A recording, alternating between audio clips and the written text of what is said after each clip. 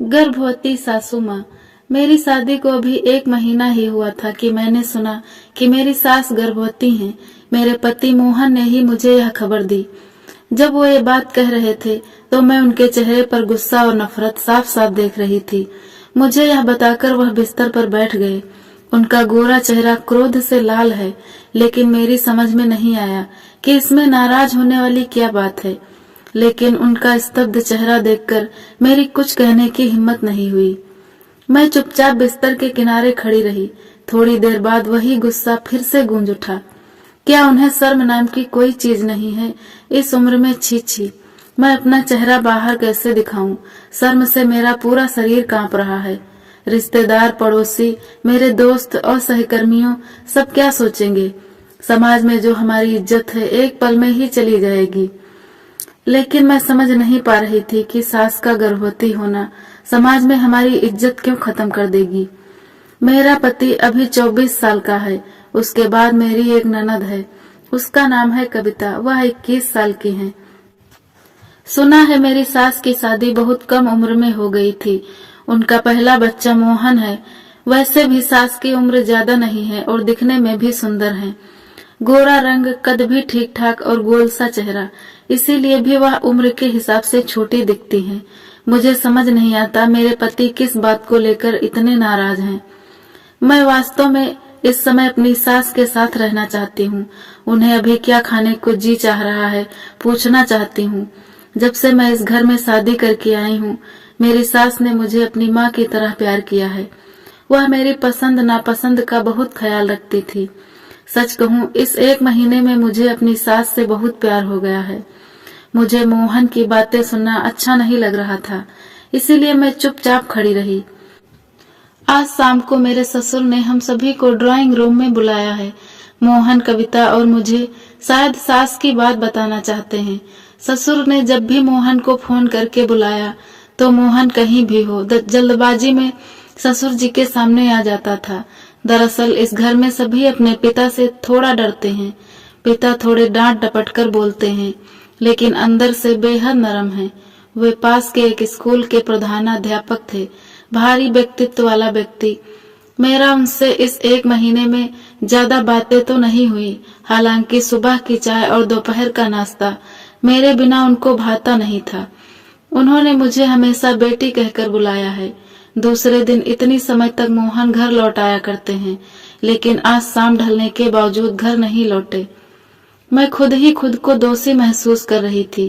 पिता माँ बात करने के लिए बैठे हों, लेकिन उनका बेटे का अता पता नहीं। मोहन रात करीब 8 बजे घर लौटे। कमरे में घुसने के बाद वह फ्रेश होने के लिए वॉशरूम चले गए। मुझे कुछ कहने का मौका ही नहीं मिला। दूसरे दिन हुआ तो मैं सासू माँ और कविता के साथ में अलग अलग नाश्ता बनाने लगी। मोहन के ऑफिस से लौटने के बाद हम सब ड्राइंग रूम में बातें करने लगते थे, लेकिन आज सब कुछ बेकाबू होता नजर आ रहा है। कविता ने दोपहर को खाना खाने के बाद अपने कमरे का दरवाजा ही बंद कर लिया। वो किसी से बात ही नहीं करना चाहती थी और अभी तक नहीं खोला। मैं कह नहीं सकती कि भाई बहनों के साथ ऐसा क्या हुआ, लेकिन जो हो रहा था वो ठीक नहीं हो रहा था। आधे घंटे बाद मोहन फ्रेश होकर बाहर आया और उसने कहा, क्या हुआ प्रिया, कुछ बोलोगी क्या? तुम ऐसे क्यों खड़ी हो? मैंने धीरे से कहा, पिताजी ने आपको बुलाया था, क्या आप भूल गए हैं? मेरी बात सुनकर मोहन का चेहरा गुस्से से लाल हो गया। उसने तमतमाते हुए कहा, मुझे उनकी कोई बात नहीं सुननी है और मैं तुमसे एक बात कह रहा हूँ। तुम मेरी पत्नी के रूप में इस घर में आई हो। मैं जो कहूँगा तुम वही करोगी। बहुत अधिक दिमाग चलाने की जरूरत नहीं है। मैं चकित होकर खड़ी रह गई। मैं मोहन की बीवी हूँ, इसीलिए सास ससुर की तरफ से नहीं बोल सकती। मैं कुछ नहीं कह सकती थी। मैं इस घर में नई नहीं हूँ और मोहन से थोड़ा डरती भी हूँ, इसीलिए मैं चुपचाप बैठ गई। मोहन वापस आ गया। मेरे ससुर हमारे दरवाजे पर आकर पूछने लगे। मोहन कोई जवाब नहीं दिया। वह अपने मोबाइल के फेसबुक पर व्यस्त था। मैं उनके व्यवहार से हैरान थी। उसे जवाब नहीं देते देख मैंने कहा, हाँ पिताजी, वह वापस आ गए हैं, आप अंदर आइए। मोहन ने मुझे घूर कर देखा। पापा ने कहा, नहीं बेटी, मैं अभी नहीं आऊंगा, तुम लोग ड्राइंग रूम में आ जाओ, मैं और तुम्हारी माँ तुम लोगों से कुछ बात करना चाहते हैं। मैंने मोहन की तरफ देखा। वह गुस्साए हुए चेहरा लिए कुछ बुदबुदाते हुए उठ गए। पिताजी बड़े सोफे पर बैठे हैं, माँ उनके बगल में बैठी हैं। मोहन सामने वाले सोफे पर सिर झुकाए बैठा था और मैं उनके बगल में खड़ी थी। कविता को कई बार बुलाया लेकिन उसने दरवाजा नहीं खोला। सिर्फ इतना ही कहा, प्लीज मुझे परेशान मत करो, मुझे अकेला रहने दो भाभी। फिर मैं क्या करती, ननद के बिना ही वापस आ गई। कविता तो किसी से बात ही नहीं करना चाहती थी। सासू माँ को देखकर मुझे बहुत तकलीफ हो रही थी। एक दिन में ही सुंदर चेहरा काला पड़ गया था। आंखों के नीचे गहरी काली स्याही, सूजी हुई आंखें। लगता है बहुत रोई होंगी आज। सासू माँ आज पूरे दिन कमरे से बाहर नहीं निकली। मैं कई बार उनके कमरे के आसपास से जानबूझकर गुजरी, मगर उनकी ओर से कोई प्रतिक्रिया नहीं मिली। दोपहर को पिताजी खाना लेकर उनके कमरे में दे आए थे। एक दिन में ही सासू माँ ने अपनी क्या हालत बना ली थी। उनको देखकर मुझे रोना आ रहा था। क्या हालत हो गई थी उनकी। तभी मोहन ने कठोर स्वर में कहा, क्या कहने के लिए बुलाए थे, जल्दी कह दीजिए, मुझे बहुत काम है। उनके बेटे ने कभी अपने पिताजी से इस तरह से बात नहीं की थी। पिताजी ने फिर भी खुद को काबू किया और धीरे से कहा, तुम्हारी बहन नहीं आई? मैंने तो सबको बुलाया था।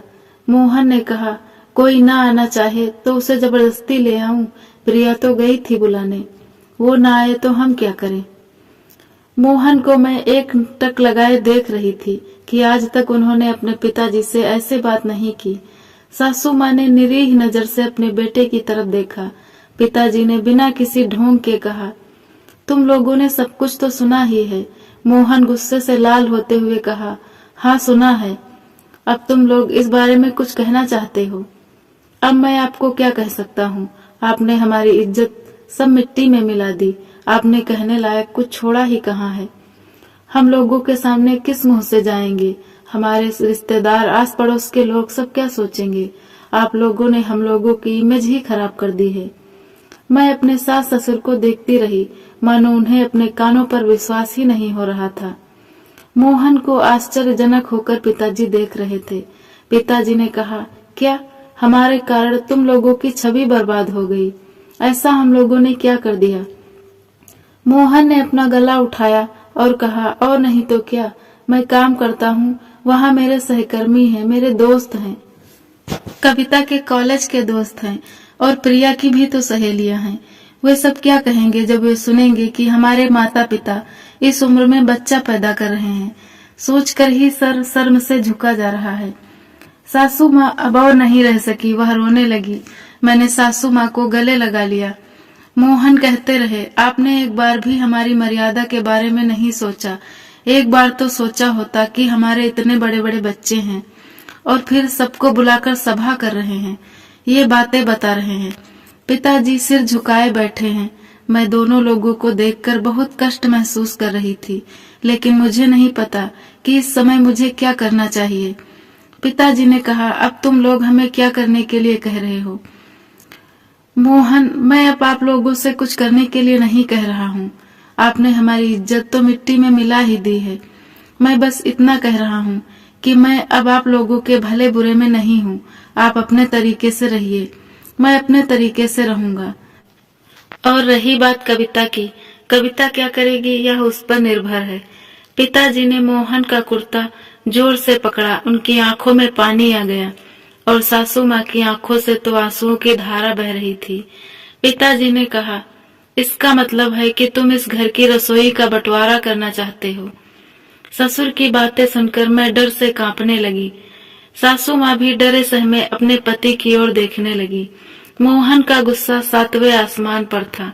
वो किसी की बात मानने को तैयार नहीं था। मोहन ने सोफे से उठते हुए कहा, मुझे इन लड़कियों वाली बातों पर कोई दिलचस्पी नहीं है। बस मैं इतना जानता हूँ, आप अपने तरीके से रहिए और मैं अपने तरीके से रहूंगा। चूंकि यह घर आपका है, इसीलिए मैं आपको इस घर से तो नहीं निकाल सकता, लेकिन मैं आपके साथ एक ही छत के नीचे नहीं रह सकता। आपने समाज में हमारी इज्जत उछाल दी। इस बार सासू माँ जोर जोर से रोने लगी। यह देख पिता ने अपने आंसू पोंछे और कहा, गांव में भी तो हमारा एक छोटा सा घर है, हालांकि वहां रहना थोड़ा मुश्किल होगा, फिर भी हम दोनों वहीं रह लेंगे। तुम्हारी माँ के साथ हम गांव चले जाएंगे। मोहन ने कहा, इसकी कोई जरूरत नहीं है, वहां जाकर और जग हंसाई मत कराइए। यह कहकर मोहन अपने कमरे में चला गया। इस हालत में मुझे कहने के लिए कोई शब्द नहीं मिल रहे थे। मैंने अपनी सासू माँ को गले लगा लिया। हम दोनों और कर भी क्या सकते थे, आंसू बहाने के अलावा। इसके बाद से कुछ दिन बीत गए। घर में अब पहले जैसी जान नहीं रही। मोहन, कविता, मम्मी पापा से कोई बात नहीं करता। वे भी अपने आप में समाये हुए रहते हैं। जब तक बहुत जरूरी ना हो कमरे से बाहर नहीं निकलते। कभी कभी ससुर जी सासू माँ को डॉक्टर के पास ले जाते चेकअप कराने के लिए। अगर किसी दिन किसी वजह से मोहन या कविता से उनका आमना सामना हो जाता तो वह अपने माँ बाप को गुस्से और नफरत से देखते, लेकिन मैं सासू माँ की सेवा करने की पूरी कोशिश करती थी। मैं उनकी पसंद का खाना बनाकर खिलाती, उनके बालों में तेल लगा देती, लेकिन सासू माँ में अब पहले जैसी फुर्ती नहीं रही। हमेशा अजीब ख्यालों में खोई रहती हैं। मैं और ससुर जी उन्हें खुश करने की बहुत कोशिश करते हैं, लेकिन ज्यादा सफल नहीं हो पाते। मोहन के घर में रहने पर मैं सासू माँ के पास चाहकर भी नहीं जा सकती थी। इसी तरह हमारे दिन गुजरने लगे, लेकिन सासू माँ के जिस दिन 7 महीने पूरे हुए उस दिन अचानक सासू माँ की तबीयत बिगड़ने लगी। पैर में पानी जमा होने से पैर सूज गए थे। मुंह में कुछ भी नहीं ले पा रही थी। कुछ खाने से ही उल्टी हो जाती। शरीर इतना कमजोर हो गया कि ज्यादा चल फिर नहीं सकती थी। ससुर को अपनी पत्नी की बहुत चिंता थी। वह बिना थके पत्नी की सेवा करते रहते थे, उन्हें अपने हाथों से खाना खिलाते, और जब वह उल्टी करती तो सब कुछ पिताजी ही साफ करते थे। मैं इसे आश्चर्य से देखती। मुझे लगता कि सच में अगर कोई अपनी पत्नी से प्यार करता है तो उसके लिए वह बहुत कुछ कर सकता है। लेकिन इतना सब होने के बाद भी ना तो मोहन का दिल पसीजता नजर आया और ना ही कविता का। अपने सास ससुर को इस हालत में देखकर मैं खुद को दोषी महसूस करती। इसी बीच एक दिन मेरी अपनी माँ ने मुझे फोन किया। उन्होंने कहा, तुम कुछ दिनों के लिए हमारे यहाँ चली आओ। मैंने कहा, माँ तुम यह क्या कह रही हो? मैं उन्हें इस हालत में छोड़कर घर कैसे आ सकती हूँ? क्या तुम्हारा दिमाग खराब हो गया है प्रिया? तुम्हारी बूढ़ी सास को बच्चा होगा और तुम उनकी सेवा करोगी, फिर तुम उन सास के बच्चों को भी पालोगी। तुम्हारा अपना परिवार भी तो है, उसका कुछ सोची हो। माँ की बातें सुनकर मैं हैरान रह गई। मैंने कहा, मेरी सास ससुर पति ननद ये सब ही तो मेरा परिवार है। तुमने मुझे हमेशा अच्छी शिक्षा दी है, लेकिन आज तुम ये बातें क्यों कह रही हो? और हाँ, जरूरत पड़ी तो मैं सासू माँ की मदद करूंगी और उनके बच्चे की भी परवरिश करूंगी। मुझे आशा है कि आप समझ गई होंगी। मैंने माँ को कुछ कहने का मौका दिए बिना फोन रख दिया। पास पड़ोस में सास ससुर को लेकर हंसी मजाक का शोर मेरे कानों में आता है। एक दिन बगल की चाची ने मुझे देखते ही कहा, क्या बात है बहू, सुना है तुम्हारी सास का पांव भारी है? मैं अपने क्रोध पर काबू रखते हुए कहा, हाँ आपने सही सुना है चाची, इस उम्र में यह कैसी बात हो गई? मैंने उनकी ओर देखा और मुस्कुराकर कहा, इस उम्र में पति का प्यार कितनी पत्नियों को मिलता है चाची। इस मामले में तो मेरी सास बहुत ही भाग्यशाली हुई, इसीलिए ऐसी बात हो गई। चाची ने भौहें चढ़ाते हुए कहा, लगता है सास ने बहू का अच्छे से ब्रेन वॉश किया है। यह कहकर मैं चली आई। बाहर बहुत तेज बारिश हो रही थी। सावन का महीना था, कुछ ही दिन हुए थे। मैंने सोचा कि इतनी बरसात में गर्मा गर्म पूड़ी और चिकन सबको अच्छा लगेगा। दरअसल वजह सासू माँ है, क्योंकि सासू माँ को पूरी के साथ चिकन बहुत पसंद है। मोहन को भी यह सब बहुत पसंद है। आज मैंने सोच लिया था कि पिताजी, माँ, मोहन और कविता को एक साथ खाने की मेज पर बिठाऊंगी। आज मोहन और कविता की कोई बात नहीं सुनूंगी। आज थोड़ी शक्ति दिखाना ही पड़ेगा। रसोई करते समय मैं यही सोच रही थी। इसी बीच पिताजी किचन के सामने आकर खड़े हो गए और कहा, बेटी हमारे कमरे में थोड़ा आना, लगता है तुम्हारी माँ की तबीयत ठीक नहीं है। यह सुनकर मैं चौंक गई। मैंने कहा, क्या कह रहे हैं पापा, माँ को क्या हुआ है? पिताजी डरे सहमे बोले, मैं नहीं जानता बेटी, मुझे लगता है कि उसे अभी अस्पताल ले जाना चाहिए।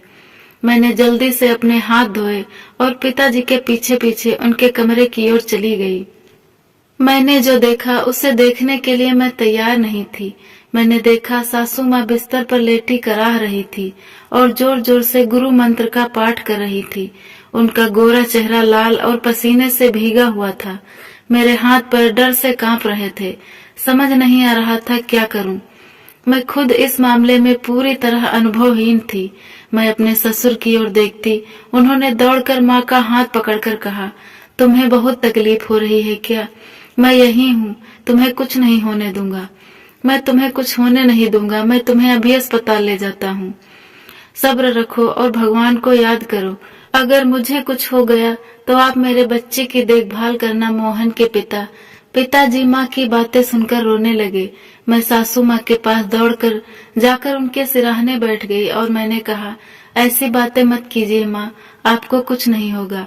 ऐसी बातें कहकर हमें हतोत्साहित न करें। मैं अभी आपके बेटे को फोन कर रही हूँ, वह ऑफिस की गाड़ी से जल्दी आ जाएंगे। सासू माँ को पापा के पास छोड़कर मैंने मोहन को फोन लगाया। 1 बार 2 बार 3 बार नहीं, मोहन फोन नहीं उठा रहा था। मैं बार बार प्रयास करती रही। फोन बजकर कट जा रहा था। इतना गुस्सा आ रहा था कि फोन को पटक कर तोड़ देना चाहती थी। समझ नहीं आ रहा था कि क्या करूं। मैंने कविता का दरवाजा खटखटाया। कविता जल्दी आओ, देखो माँ क्या कर रही हैं। कविता दरवाजा खोलो और बाहर आओ। मुझे विचलित देखकर वह डर गई और पूछा, क्या हुआ भाभी, तुम ऐसे क्यों रो रही हो? मैं इतनी जोर से रो पड़ी कि मेरे शब्द स्पष्ट हो गए। बस इतना कह पाई, माँ की तबीयत बहुत खराब है। मैंने तुम्हारे भैया को फोन किया पर वह फोन रिसीव नहीं कर रहे हैं। यह सुनते ही कविता माँ के कमरे की ओर दौड़ी और मैं पीछे पीछे। मैंने जाकर देखा माँ की हालत और ज्यादा खराब हो गई थी। पिताजी उनके पैरों के तलवों पर तेल मालिश कर रहे थे। जब पिताजी हमें देखा तो वह खड़े हो गए और बोले, मोहन ने क्या कहा बेटी, क्या वह आ रहा है? मैंने कहा, नहीं पिताजी, वह फोन नहीं उठा रहे हैं। मैंने कई बार कोशिश की। पिताजी ने बिना कुछ कहे कुर्ते पर चादर लपेटी और कमरे से निकल गए। मैंने पीछे से पुकारा, पिताजी आप कहाँ जा रहे हैं? पिताजी ने कहा, देखते हैं कि मुझे कुछ मिलता है या नहीं। ऑटो या रिक्शा, तुम लोग अपनी माँ के पास बैठो। लेकिन पिताजी, बाहर तेज बारिश हो रही है, आप ऐसे में अभी बाहर कहाँ जाएंगे? पिताजी ने अपनी भीगी हुई आंखें पोंछते हुए कहा, मेरे पास इसके अलावा करने के लिए और कुछ नहीं है। तुम बस अपनी माँ का ख्याल रखना। यह कहकर वह बाहर चले गए। फिर मैं सासू माँ के पास आ गई। मैंने जाकर देखा सासू माँ जोर जोर से कांप रही थी और बगल में बैठी कविता रो रही थी। सासू माँ इस हालत में भी अपनी बेटी को देखकर मुस्कुराने की कोशिश कर रही थी। उनके लिए बोलना बहुत मुश्किल हो रहा था। फिर भी माँ हाथ उठाकर कविता को पास बुलाया। सासू माँ इस दर्द में भी कविता का सिर थपथपाया। यह देखकर मेरी आंखों में आंसू आ गए। मैं बालकनी की ओर भागी और सड़क को देखती रही। मैं यह देखने की कोशिश कर रही थी कि पिताजी आ रहे हैं या नहीं, लेकिन बारिश की रफ्तार इतनी तेज थी कि न वाहन दिख रहे थे न लोग दिख रहे थे। मेरी बेचैनी और बढ़ती जा रही थी। मैं मोहन को फिर फोन लगा रही थी। इस बार फोन स्विच ऑफ आ रहा था। मेरा दिमाग अब यह प्रेशर नहीं ले पा रहा था। सासू माँ का गोरा चेहरा दर्द से नीला पड़ गया था। एक बार वहां जाकर माँ को देख रही थी तो कभी बालकनी में आकर पिताजी का रास्ता देख रही थी। कविता ने माँ के पैरों की सरसों के तेल से मालिश करना शुरू कर दी। अचानक मुझे याद आया कि मुझे बहुत पहले ही अपनी माँ को फोन करने की जरूरत थी। हमारा घर यहाँ से ज्यादा दूर नहीं है। मेरे भाई के पास अपनी कार है। धिक्कार है मुझे, यह इतने लंबे समय तक याद क्यों नहीं आया। सच कहते हैं, अत्यधिक चिंता की अवधि के दौरान दिमाग अस्त व्यस्त हो जाता है। 2 बार रिंग बजने के बाद मेरी माँ ने फोन उठाया। मैंने कहा, भाई कहाँ है? मैं घबरा जाती और कहती, क्या हुआ प्रिया, तुम्हारी आवाज ऐसे क्यों लग रही है? कोई परेशानी की बात तो नहीं? माँ, मुझे अभी ज्यादा बात करने की फुर्सत नहीं है। सासू माँ की हालत बहुत खराब है। मोहन भी घर नहीं लौटे, उनका फोन बंद आ रहा है। ससुर जी इस बारिश में ऑटो खोजने निकले हैं, तुम भाई को यहाँ भेज दो तुरंत अपनी कार के साथ। सास को बहुत जल्दी अस्पताल में भर्ती कराने की जरूरत है। बात सुनकर माँ भी बेचैन हो गई। फिर उन्होंने कहा, लेकिन तुम्हारा भाई आज सुबह से ही अपनी कार लिए शहर से बाहर गया है। जो उम्मीद बंधी थी वह भी खत्म हो गई। 10 मिनट बाद पिताजी लौट आए, पूरी तरह से भीगे हुए थे। देखकर लगा जैसे कुर्ता और चादर को गीला कर बदन पर लपेटा गया हो। पिताजी आते ही कहा, बेटी अब एक पल भी हम और देर नहीं कर सकते। मैंने एक ऑटो लेकर आया हूँ, यह सड़क पर खड़ा है। तुम लोगों को अपनी माँ को धीरे धीरे सड़क तक ले जाना होगा। क्या मोहन वापस आ गया है? मैंने अपना सिर नीचे किया और कहा, नहीं पिताजी, उनका फोन बंद आ रहा है। पिताजी ने और कुछ नहीं कहा। उन्होंने सासू माँ को खुद ही उठा लिया और कहा, तुम लोग आना चाहो तो आओ, मैं इन्हें लेकर जा रहा हूँ। कविता कहने लगी कि वह भी माँ के साथ जाएगी। अपनी माँ को इस तरह भेजकर घर पर अकेले रहकर परेशान नहीं रहना चाहती। हमने जो कपड़े पहने थे उसी में निकल गए। जाने से पहले मैंने मोहन को फोन पर संदेश भेजा, हम माँ को लेकर अस्पताल जा रहे हैं, आप चाहे तो वहाँ आ सकते हैं। आज रास्ता इतना लंबा क्यों लग रहा है? बारिश की गति और जोर हो गई। मैं सिर्फ भगवान को याद कर रही थी, हे भगवान हमें जल्दी अस्पताल पहुंचा दो। कहानी का दूसरा भाग सुनने के लिए चैनल को जरूर सब्सक्राइब करें।